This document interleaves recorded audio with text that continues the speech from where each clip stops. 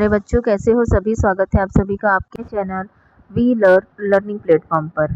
आज फिर हम एक नए चैप्टर की व्याख्या को देखने वाले हैं इस वीडियो में। आज का जो चैप्टर होगा वो आपकी हिंदी क्षितिज भाग 2 का चैप्टर नंबर 9 लखनवी अंदाज, और इस चैप्टर के लेखक यशपाल हैं। इस कहानी को जो है हम आज बहुत ही डिटेल्ड में और वर्ड मीनिंग्स के साथ इसको समझने की कोशिश करेंगे। तो चलिए शुरू करते हैं। उससे पहले हम जो इस कहानी के लेखक हैं लखनवी अंदाज के यशपाल, इनके जीवन के बारे में थोड़ा सा देख लेते हैं, क्योंकि ज़रूरी होता है जब हम कोई कहानी पढ़ते हैं, कोई कविता पढ़ते हैं, तो उसके राइटर कौन है या फिर उनका जो बैकग्राउंड क्या रहा है, तो थोड़ा बहुत जानना हमारे लिए मस्ट होता है। तो चलिए देखते हैं। यशपाल का जन्म सन 1903 में पंजाब के फिरोजपुर छावनी में हुआ। प्रारंभिक शिक्षा कांगड़ा में ग्रहण करने के बाद लाहौर के नेशनल कॉलेज में उन्होंने बीए किया। वहां उनका परिचय भगत सिंह सुखदेव से हुआ। स्वाधीनता संग्राम की क्रांतिकारी धारा से जुड़ाव के कारण वे जेल भी गए। उनकी मृत्यु सन 1976 में हो गई। अब उनका साहित्यिक जीवन देखें। और यशपाल की रचनाओं में आम आदमी के सरोकारों की उपस्थिति, यानी कि जो आम आदमी होते हैं उसी बेस पर इनकी कहानी आपको ज़्यादा पढ़ने को मिलेंगी। वे यथार्थवादी शैली के हैं, यानी कि रियलिटी को जो है वो अपनी कहानियों में लेकर आते हैं, इसीलिए यथार्थवादी शैली के माने जाते हैं। और जो है विशिष्ट रचनाकार हैं। सामाजिक विषमता, राजनीतिक पाखंड, रूढ़ियों के खिलाफ उनकी रचनाएं मुखर हैं। उनकी कहानी संग्रहों में ज्ञानदान, तर्क का तूफान, पिंजड़े की उड़ान व दुलिया फूलों का कुर्ता उल्लेखनीय है। उनका झूठा सच उपन्यास भारत विभाजन की त्रासदी का मार्मिक दस्तावेज है। अमिता, दिव्या, पार्टी कामरेड, दादा कामरेड, तेरी मेरी उसकी बात उनके अन्य प्रमुख उपन्यास हैं। भाषा की स्वाभाविकता और सजीवता की रचनागत विशेषता है इनकी कहानियों में। अब हम जो कहानी पढ़ने वाले हैं लखनवी अंदाज, इसका बैकग्राउंड देख लेते हैं कि आखिर ये कहानी के माध्यम से जो है यशपाल जी क्या संदेश देना चाहते हैं।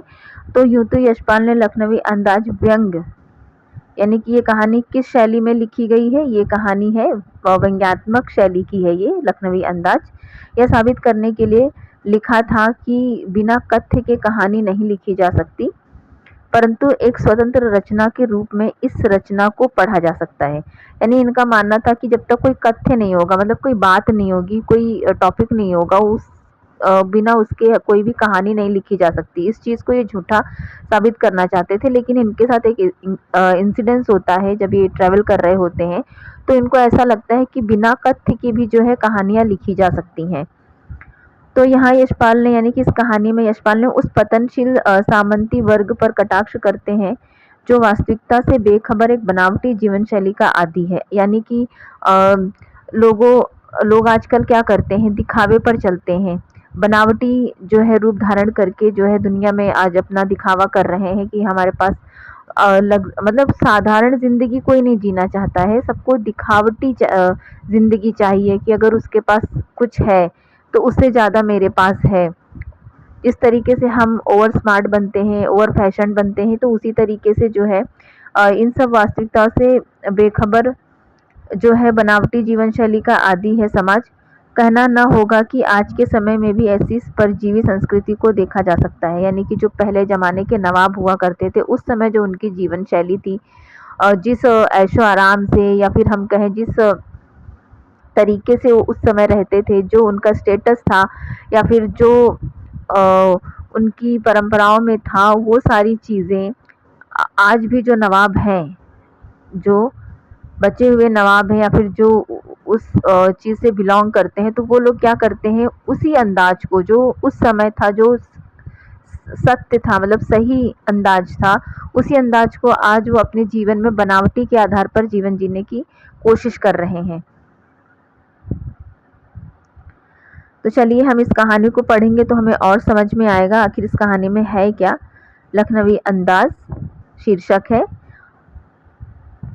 मुफस्सिल की पैसेंजर ट्रेन चल पड़ने की उतावली में पुकार रही थी। यानी कि पैसेंजर ट्रेन जो थी वो हॉर्न बजा रही थी कि जो भी यात्रीगण हैं इस ट्रेन के वो आकर इसमें बैठ जाएं। आराम से सेकंड क्लास में जाने के लिए दाम अधिक लगते हैं। दूर तो जाना नहीं था, भीड़ से बचकर एकांत में नई कहानी के संबंध में सोच सकने और खिड़की से प्राकृतिक दृश्य देख सकने के लिए टिकट सेकंड क्लास का ही ले लिया। यानी कि जो ट्रेनें होती उसमें क्लास बनी हुई होती, फर्स्ट क्लास, सेकंड क्लास या फिर जो थर्ड क्लास होती, इस तरीके से। तो लेखक ने क्या किया, सेकंड क्लास का जो है टिकट ले लिया था, क्योंकि उन्हें सुकून से जाना था और जो है एक कहानी जो लिखना चाहते थे उसके बारे में जो है वो सोचना चाहते थे, खिड़की के पास बैठकर जो प्राकृतिक नज़ारा होता है उसको देखते हुए। गाड़ी छूट रही थी। सेकंड क्लास के एक छोटे डब्बे को खाली समझकर जरा दौड़कर उसमें चढ़ गए। अनुमान में प्रतिकूल डिब्बा निर्जन नहीं था। एक बर्थ पर लखनऊ की नवाबी नस्ल के एक सफ़ेदपोश सज्जन बहुत सुविधा से पालथी मारे बैठे थे। तो जब वो गाड़ी छूटने लगी, वो दौड़कर उन्होंने गाड़ी को पकड़ा, मतलब किसी भी डब्बे में सोचा चढ़ जाता हूँ। जब उस डब्बे में चढ़ गए तो वो डब्बा मतलब पूरा खाली नहीं था, उसमें बैठे हुए थे लोग। उन्होंने देखा कि जहाँ पर उनकी सीट थी वहीं पर सामने एक सफ़ेदपोश सज्जन यानी कि एक नवाब साहब बहुत ही सुविधा से पालथी मारे बैठे हुए थे। सामने दो ताजे चिकने खीरे तौलिए पर रखे हुए थे। यानी कि दो जो खीरे हैं, आपने खाए होंगे खीरे, वो क्या थे, एक सफ़ेद तौलिए पर उन्होंने लिए होंगे नवाब साहब ने, तो वो उस पर रखे हुए थे। डिब्बे में हमारे सहसा कूद जाने से सज्जन की आंखों में एकांत चिंतन में विघ्न का असंतोष दिखाई दिया। यानी कि अचानक से जब वो डिब्बे में चढ़े लेखक साहब, तो जो पैसेंजर बैठे हुए थे वो क्या हुए, थोड़ा सा मतलब शांति से बैठे हुए थे, तो उनको एक असंतोष, एकदम एक अचंभा सा लगा। हो सकता है यह भी कहानी के लिए सूझ की चिंता में हो या खीरे जैसे अपदार्थ वस्तु का शौक करते देखे जाने के संकोच में हो। नवाब साहब ने संगति के लिए उत्साह नहीं दिखाया है, मतलब नवाब साहब चुपचाप बैठे रहे, बस उनको देखा और इग्नोर कर दिया लेखक को।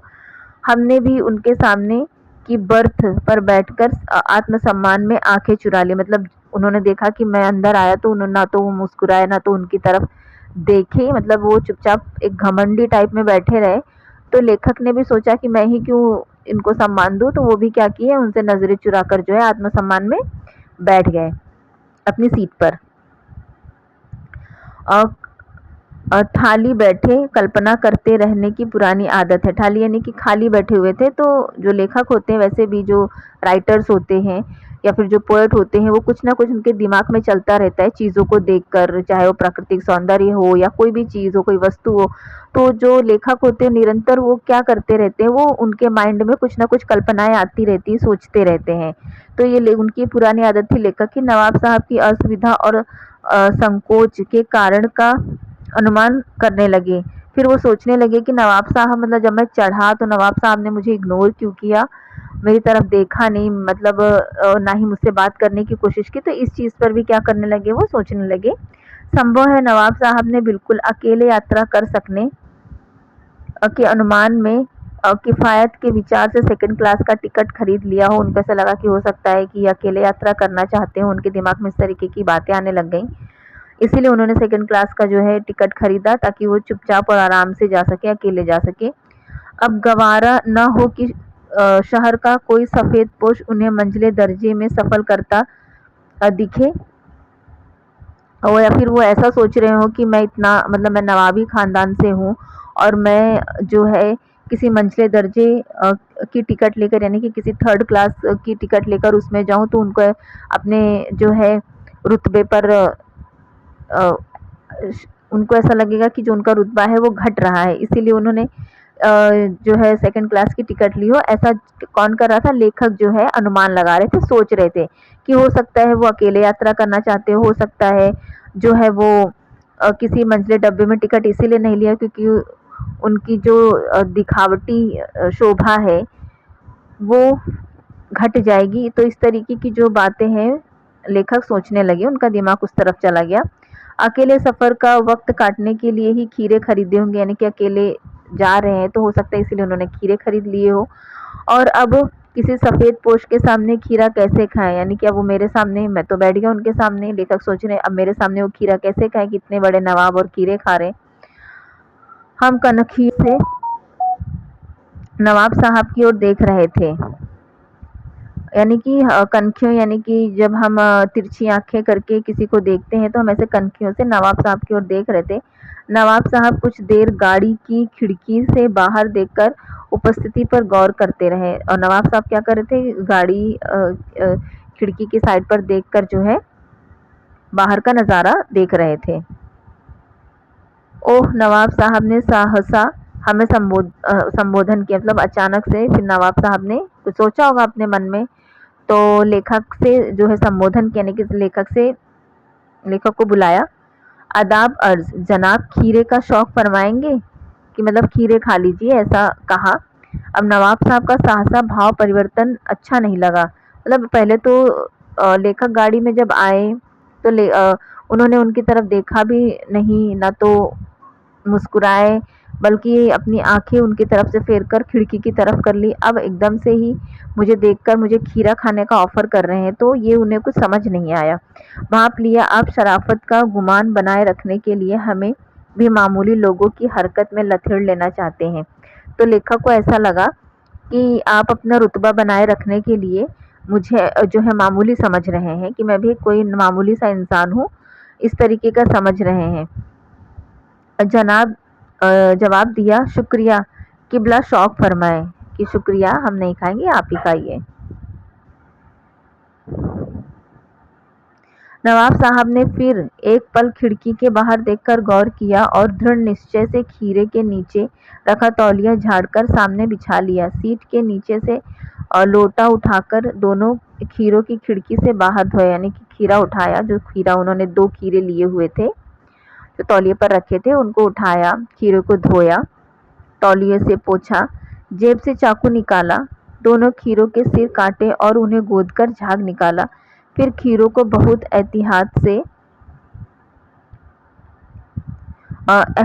यानी कि बहुत ही सावधानी से छीलकर फाकों को करीने से, यानी कि बहुत ही तरीके से जो है तौलिए पर सजा दिए, यानी काट कर क्या किया, उनको तौलिए पर सजा दिया। लखनऊ स्टेशन पर खीरा बेचने वाले खीरे के इस्तेमाल का तरीका जानते थे, यानी कि जो खीरे बेचते हैं उन्हें पता है कि खीरे कैसे खाने चाहिए।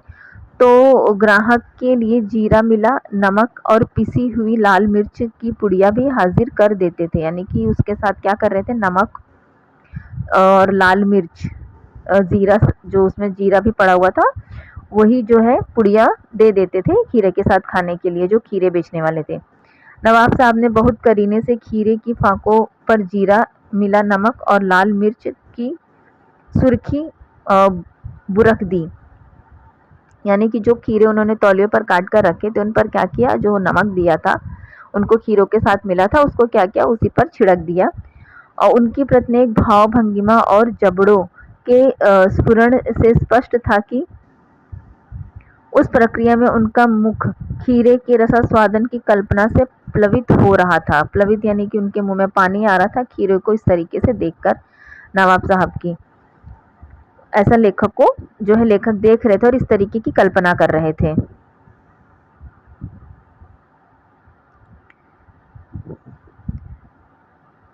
हम कनखियों से देखकर सोच रहे थे, यानी कि वो फिर तिरछी निगाहें करके, मतलब किसी को डायरेक्ट ना देखना, अपनी आंखों को तिरछी करके कनखियों से देखना है।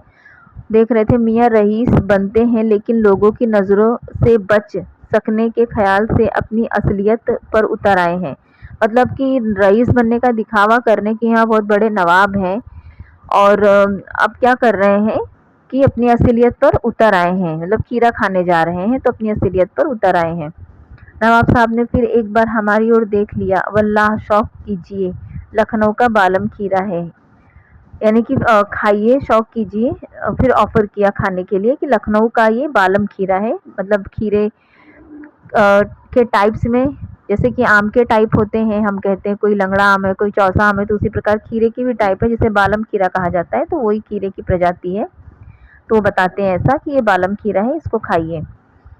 नमक मिर्च छिड़क दिए जाने से ताजे खीरे की पनियाती फाके देखकर पानी मुंह में ज़रूर आ रहा था। मतलब उसको खीरे को देखकर उन्हें लालच तो लग रहा था खाने का, लेखक को, लेकिन अब उन्होंने पहले मना कर दिया था, हम नहीं खाएंगे, तो अब कैसे खा लेते। अब उनका भी आत्मसम्मान है लेखक का, जैसे कि वो नवाब साहब जो बैठे हुए थे उनका अपना आत्मसम्मान था, वो अपने आप को नवाब समझ रहे थे, दिखावटी जीवन जीने की कोशिश कर रहे थे, तो उसी प्रकार लेखक भी अपने आत्मसम्मान में था, तो एक बार मना करने के बाद कैसे खा लेते। लेकिन उनके मुंह में पानी तो उस खीरे को देखकर आ ही रहा था, लेकिन इनकार कर चुके थे। आत्मसम्मान निभानी ही उचित समझा, उन्होंने सोचा कि आत्मसम्मान निभाना ही यहाँ पर सही है। उत्तर दिया, शुक्रिया, इस वक्त तलब महसूस नहीं हो रही, यानी कि मतलब खाने की इच्छा नहीं है। मेंदा भी ज़रा कमज़ोर है, मेंदा यानी कि पेट भी जो है खराब है। किबला शौक फरमाए कि आप ही खाएं। नवाब साहब ने असंतुष्ट आंखों से नमक मिर्च के संयोग से चमकती खीरे की फाकों की ओर देखा, खिड़की के बाहर देखकर दीर्घ निश्वास लिया, यानी कि उन्होंने फाकों की ओर देखा, खिड़की की ओर देखा और एक लंबी सांस ली। खीरे की एक फाक उठाकर होठों तक ले गए, फाकों को सूंघा,